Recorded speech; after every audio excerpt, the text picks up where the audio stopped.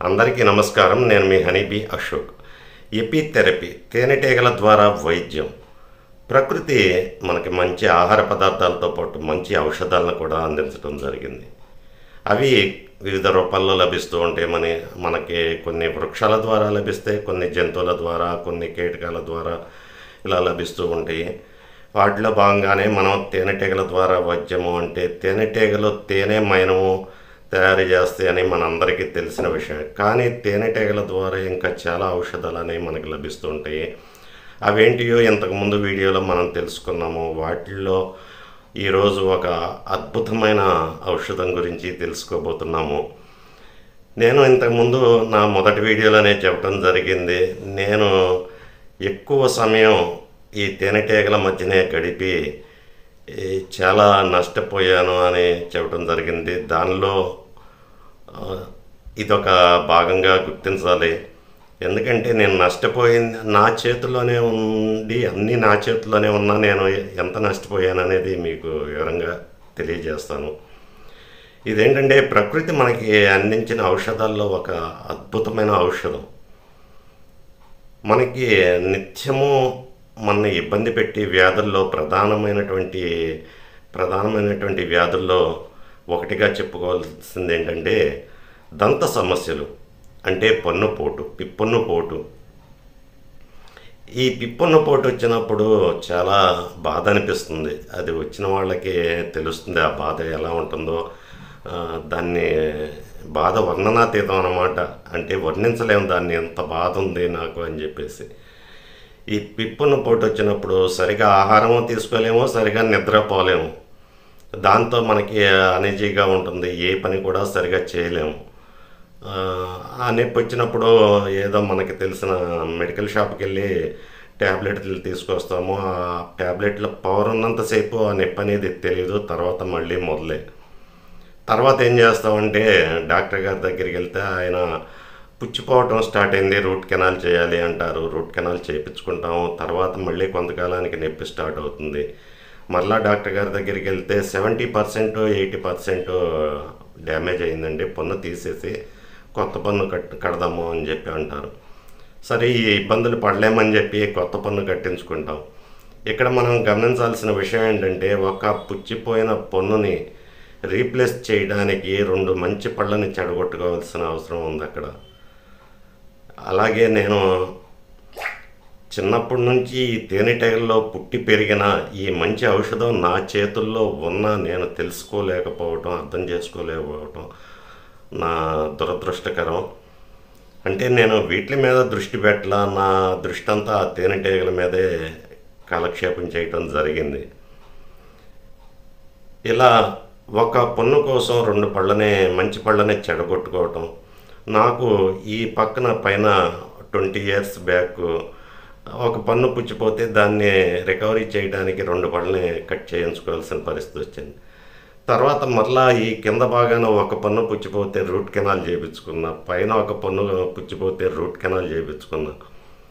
ఇలా అన్ని పళ్ళని తీయించేసి బాగున్న పళ్ళని కట్ చేయించేస్తుంటే కొంతకాలానికి సరిగా ఆహారం తీసుకోలేము. ఆహారం తీసుకోలేకపోవటం వల్ల ఏమవుతుంది, శరీరంలో శక్తి తగ్గి వ్యాధులు అనేవి బయటపడుతూ ఉంటాయి. దీని గురించి ఆలోచించి మన పెద్దలు ఏ పద్ధతులనైతే పాటించారో, ఇది నేనైతే కనుగొన్నది ఏమీ కాదండి, మన పెద్దల నుంచి వచ్చిందే. మన పెద్దలు చేసే పనులను నేను గ్రహించి దీన్ని మీ ముందుకు తీసుకురావటం జరిగింది. దీని గురించి ఎలా చేయాలి, ఇలా పళ్ళన్నీ పాడైపోతే ఎలాగో అని చెప్పేసి ఆలోచిస్తే మన పెద్దల నుంచి ఒక మంచి ఔషధం అనేది నేను తెలుసుకోవటం జరిగింది. దానికి నేను ముద్దుగా పెట్టుకున్న పేరు త్రివేణి దంతామృతం. అంటే 3 కలయికల వలన ఈ దంతాలకి అమృతం తీసుకుంటే ఇంకా మరణం అనేది ఉండదంటారు కదా. అట్లాగే ఈ దంతాలకి ఇంకా మరణం అనేది, చెడిపోవటం అనేది ఉండదు. దీన్ని ఎప్పుడూ వాడాలా, డైలీ వాడాలా అంటే అవసరం లేదండి.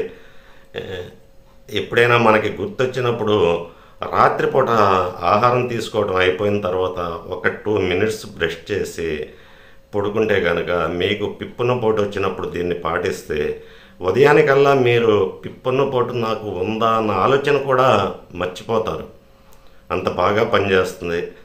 మరలా 6 నెలల నుంచి సంవత్సరం వరకు మళ్ళీ ఈ పిప్పన్నుపోటు అనేది రాదు ఎట్టి పరిస్థితుల్లో కూడా. దీని ప్రభావం 6 నెలల వరకు ఉంటుంది. అందుకని దీన్ని ప్రతినిత్యము వాడవసరం లేదు. ఎప్పుడో మనకు గుర్తొచ్చినప్పుడు 5-6 నెలలకు ఒకసారి కొద్దిగా ఒక 2 మినిట్స్ కనుక బ్రష్ చేయగలిగితే 6 నెలలు ఈ దంతాలని మనం కాపాడుకోగలిగిన వాళ్ళం అవుతాం. ఈ త్రివేణి దంతామృతం ఇది నేను ముద్దుగా పెట్టుకున్న పేరండి. మార్కెట్లో ఎక్కడా దొరకదు. ఇది ఏ విధంగా తయారవుతుంది, తయారు చేయగలము అనే దాని గురించి ఆలోచించినట్లయితే,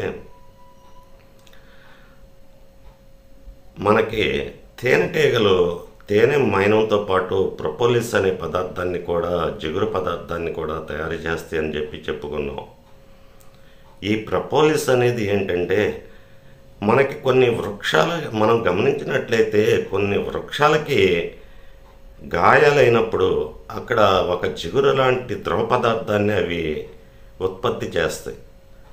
అంటే మనకి గాయమైతే మనం డాక్టర్ గారి దగ్గరికి వెళ్తే ఆయన అక్కడ ఆయింట్మెంటో టించరో ఏదో వేసి కట్టుకడతారు, బ్యాక్టీరియా చేరుకోకుండా తగ్గిపోవడం కోసం. కానీ వృక్షాలకు ఎవరు కడతారు? వృక్షాలకు ఎవరు కట్టలేరు కదా. అందుకని చెప్పి ఆ వృక్షాలు ఏం చేస్తాయంటే వాటంతటికి అవి ఒక అద్భుతమైన మెడిసిన్ని, మందుని, ఔషధాన్ని తయారు చేసుకుని ఎక్కడైతే గాయమైందో అక్కడికి ఆ ద్రవాన్ని అనేది పంపించడం జరుగుతుంది. మనం గమనించినట్లయితే చిన్నప్పుడు, అంటే ఇప్పుడు వాళ్ళకి తెలియదు, చిన్నప్పుడు పుస్తకాలు చిరిగిపోతే అంటించుకోవడానికి పొలం వెళ్ళి అక్కడ తుమ్మ బంక అనేది కలెక్ట్ చేసుకొచ్చేవాళ్ళం. తుమ్మ చెట్ల నుంచి ఆ జిగురు అనేది కారుతూ ఉంటుంది. దాన్ని తీసుకొచ్చి ఈ పుస్తకాలు అంటించుకోవటానికి, ఇప్పుడంటే గమ్ బాటిల్స్ వచ్చేసినాయి, అప్పుడు లేదు కదా. ఈ తుమ్మ బంక తీసుకొచ్చి కొబ్బరి చెప్పులో నానబెట్టి ఆ జిగురుని ఈ పేపర్స్కి అంటించుకునేవాళ్ళం, చిరిగిపోయిన పేపర్లు అవి ఉంటే. అట్లా కొన్ని రకాల చెట్లు వాటి గాయాలని మాన్పించుకోవడానికి ఒక ద్రవ పదార్థాన్ని, అంటే ఒక యాంటీబయాటిక్ అనేది తయారు చేసి అక్కడికి స్రవింపజేస్తాయి. అది బ్యాక్టీరియాని కానీ, చిన్న చిన్న పురుగులని కానివ్వండి, చిత్రులను కానివ్వండి, ఆ గాయంలోకి రాకుండా జాగ్రత్తగా కాపాడుతాయి అనేది ఆ వృక్షాల యొక్క ఇది. అట్లా స్రవించిన వివిధ రకాల చెట్ల నుంచి స్రవించిన ద్రవాల్ని ఈ తేనెటీగలు సేకరించి వాటి పట్టు చుట్టూ ఒక రక్షణ అనేది ఏర్పరచుకుంటాయి. ఈ సృష్టిలో ప్రతి జీవి కూడా ముందు తనకి రక్షణ వలయం అనేది ఏర్పరచుకుంటే, మనం నివసించడానికి మనకి రక్షణగా ఇల్లు అయితే ఎలా ఉంటుందో అలాగే ఈ తేనెటీగలు కూడా వాటి పట్టు సురక్షితంగా ఉండటం కోసం అని చెప్పి శత్రువుల నుంచి, వైరస్ల నుంచి, బ్యాక్టీరియాస్ నుంచి రక్షించుకోవటం కోసం ఈ యాంటీబయాటిక్గా పనిచేసే చెట్ల నుంచి కారే ఆ ద్రవాలని తీసుకొచ్చి ఆ పట్టు చుట్టూ, అంటే ఇప్పుడు మేము ఈగలను పెట్టిలో పెట్టి పెంచుతాం కదా, ఆ పెట్టి చుట్టూ ఎక్కడైతే ఖాళీలు ఉన్నాయో అక్కడ మనం సిమెంట్ కనుక ఎలా అయితే రాస్తామో అలా ఈ ప్రపోలిస్ని ఆ ఖాళీలు ఉన్న ప్లేస్లో అలా అంటించేయటం జరుగుతుంది. అలాగే ఈ స్టింగ్లెస్ బీస్ అనేది మొత్తం చుట్టూ కూడా ఇవి చాలా చిన్న ఈగలు, ఇవి దాడి చేయలేవు, కుట్టలేవు. అందుకని చెప్పి కుట్టే శక్తి వీటికి లేదు కనుక రక్షణ కవచాన్ని ఎక్కువగా ఏర్పాటు చేసుకుంటాయి. అందుకని ఈ స్టింగ్లెస్ బీస్ నుంచి ఎక్కువ ఈ ప్రపోలిస్ అనేది వస్తుంది. నేను ఇక్కడ చూపిస్తాను చూడండి. ఈ మధ్యలో కనిపించే గుడ్లో ఈ పక్కన కుండల లాంటి భాగంలో ఉన్నదేమో తేనె, తర్వాత ఈ పై కుండల్లో ఉన్నది పోలెన్. ఈ చుట్టూ మనకి నల్లగా కనిపించేదంతా కూడా ప్రపోలిస్. ఆ జిగురు పదార్థాన్ని తీసుకొచ్చి ఇలా బాక్స్ మొత్తం కూడా మనం ఇంటికి సున్నం అయితే ఎలా కొట్టేస్తామో అలా కొట్టేస్తాయి అన్నమాట. దీనిలో అద్భుతమైన మెడిసిన్ వాల్యూస్ ఉన్నాయి ఈ ప్రపోలిస్లో. యాంటీబయాటిక్స్, ఇది మనకి పంటి సమస్య వచ్చినప్పుడు అక్కడ పన్ను పుచ్చింది అంటాం, కానీ పురుగు కనిపించదు మనకి. ఈ యాంటీబయాటిక్స్ అటువంటి చిన్న చిన్న పురుగులు లాంటి బ్యాక్టీరియాస్ని చాలా ఈజీగా చంపేస్తుంది ఈ ప్రపోలిస్ అనేది. ఈ ప్రపోలిస్ని మనం సేకరించుకుని దాచుకుని, దీనిలో నేను త్రివేణి సంగమం అని చెప్పాను కదా, అంటే 3 రకాల కలయిక వలన ఏర్పడింది అని చెప్పేసి ఈ ప్రపోలిస్ ఒకటి, తర్వాత ఇంకొకటి మన పెద్దలు పూర్వం వాళ్ళకి పేస్టులు కానివ్వండి, బ్రష్లు కానివ్వండి, ఇలాంటివి ఏమీ లేవు. వాళ్ళు వేప పుల్లతో ఈ దంతాలను అనేది శుభ్రం చేసుకోవటం మనందరికీ తెలిసిన విషయం. ఇప్పటికి కూడా చాలామంది గ్రామాల్లో వేప పుల్లతోనే బ్రష్ చేస్తూ ఉంటారు. అలాగే ఈ వేప చేసే మేలు అంతా ఇంత కాదు. వేపలో ఈ యాంటీబయాటిక్స్ పుష్కలంగా ఉంటాయి. ఇది మనందరికీ తెలిసిన విషయమే. ఈ పిప్పున్న పోటు, లేకపోతే చిగుళ్ళు వాపు, లేకపోతే నోరు పుక్కటం, ఇటువంటి సమస్యలు వచ్చినప్పుడు ఈ ఉత్తరేణి వేర్లతో కూడా ఈ దంతాలను అనేది క్లీన్ చేసుకోవడం, శుభ్రం చేసుకోవడం మనం గమనించే ఉంటాం. పెద్దలు చాలామంది గమనించే ఉంటారు. అంటే ఇవాళ జనరేషన్కి తెలియదు కానీ ఉత్తరేణితో కూడా బ్రష్ చేసేవాళ్ళు పూర్వం. ఈ మూడిటి కలయికే ఈ త్రివేణి దంతామృతం అని నేను పేరు పెట్టడం జరిగింది. చాలా అద్భుతంగా పనిచేస్తాయి. వీటిని శరీరంలోకి తీసుకోవాల్సిన అవసరం లేదు కనుక మనకి సైడ్ ఎఫెక్ట్ వేస్తాయి అనేది భయం లేదు. ఎక్కువసేపు మనం దాన్ని ఉపయోగించం కనుక 2 మినిట్స్ 3 మినిట్సే కనుక ఇంకా అసలు భయపెట్టుకోవాల్సిన అవసరమే లేదు. ఒకసారి వాడితే మళ్ళీ రిపీట్ రాదా అనే సమస్యలు వస్తున్నాయి, ఆలోచనలు వస్తున్నాయి కొంతమందికి. ఏ మెడిసిన్, ఏ ట్రీట్మెంట్ తీసుకున్నా వ్యాధి అనేది స్టార్ట్ అయిన తర్వాత మళ్ళీ రిపీట్ అవుతుంది. కానీ దీనికి గ్యారంటీ అనేది ఉంది, ఇంతకాలము అని ఎక్స్పైర్ డేట్ అనేది ఉంది.